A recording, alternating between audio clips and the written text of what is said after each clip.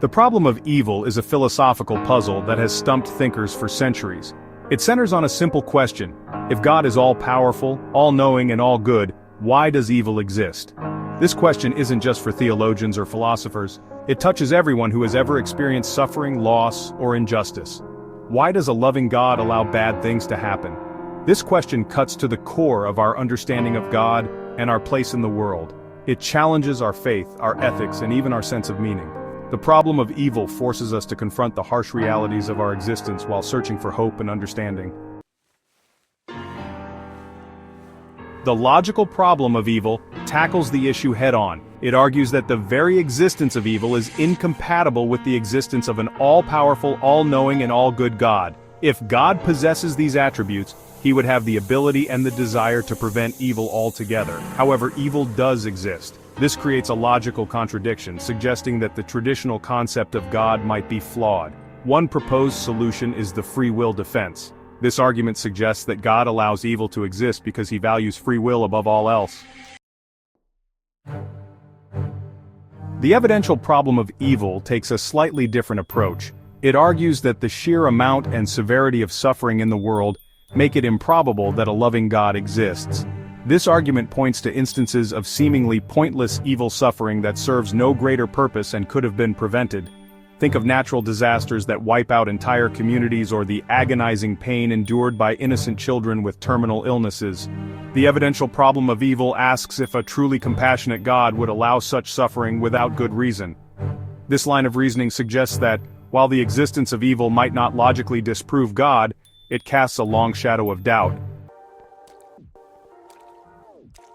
To understand the problem of evil more fully, it's helpful to distinguish between different types of evil. Natural evil encompasses suffering caused by natural events, such as earthquakes, floods, and diseases. Moral evil, on the other hand, arises from the deliberate actions of human beings like murder, theft, and betrayal. Then there's the particularly perplexing category of gratuitous evil. This refers to suffering that seems utterly pointless, serving no discernible purpose and offering no apparent benefit. The existence of gratuitous evil poses a significant challenge to the belief in a loving God. Section 5. Seeking Answers. Theodicy and Beyond. Throughout history, philosophers and theologians have grappled with the problem of evil, proposing various explanations and justifications known as theodicies. One common theodicy is the greater good defense. This argument suggests that God allows evil to exist because it ultimately leads to a greater good that we may not fully comprehend. Another theodicy points to the importance of free will. It argues that God allows evil to exist because he values our freedom to choose between good and evil, even if those choices sometimes lead to suffering. While theodicies offer potential explanations, they often fail to fully address the emotional and existential weight of the problem of evil. Section 6. The Struggle of Faith. The problem of evil poses a profound challenge to faith. For many, the existence of suffering and injustice is a significant obstacle to believing in a loving God. The sheer magnitude of suffering in the world can lead to doubt, skepticism, and even a complete loss of faith. However, faith is complex and multifaceted. Some find solace in the belief that God suffers alongside us, offering comfort and strength in times of adversity. Others find meaning and purpose in alleviating the suffering of others, seeing it as a way to participate in God's work in the world. Section 7. The Ethical Tightrope. The problem of evil also has significant ethical implications. If God is all good and all-powerful, why are there so many moral atrocities committed in his name? Religious wars, persecution, and intolerance challenge the notion of a just and loving God. The problem of evil forces us to confront the complexities of morality and the role of religion in shaping our ethical values. It compels us to examine our own beliefs and actions, striving to live in a way that aligns with our understanding of good and evil. Section 8.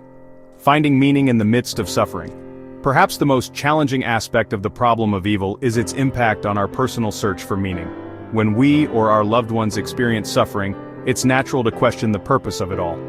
Why do bad things happen to good people? Is there any meaning to be found in pain and loss? While there are no easy answers, some find solace in the resilience of the human spirit. They draw strength from their ability to overcome adversity finding meaning in love, compassion, and the pursuit of justice. Others find meaning in their faith, believing that suffering is a temporary state that ultimately leads to a greater good. Section 9. A question for the ages. The problem of evil is a question without a definitive answer. It's a philosophical and theological puzzle that has challenged thinkers for centuries and continues to resonate deeply with individuals from all walks of life. While we may never fully comprehend the reasons behind suffering, grappling with this question can lead to greater understanding, empathy, and a deeper appreciation for the complexities of the human experience. The problem of evil reminds us that we live in a world where both beauty and suffering coexist. It challenges us to confront the difficult realities of our existence while searching for hope, meaning, and a path towards a more just and compassionate world.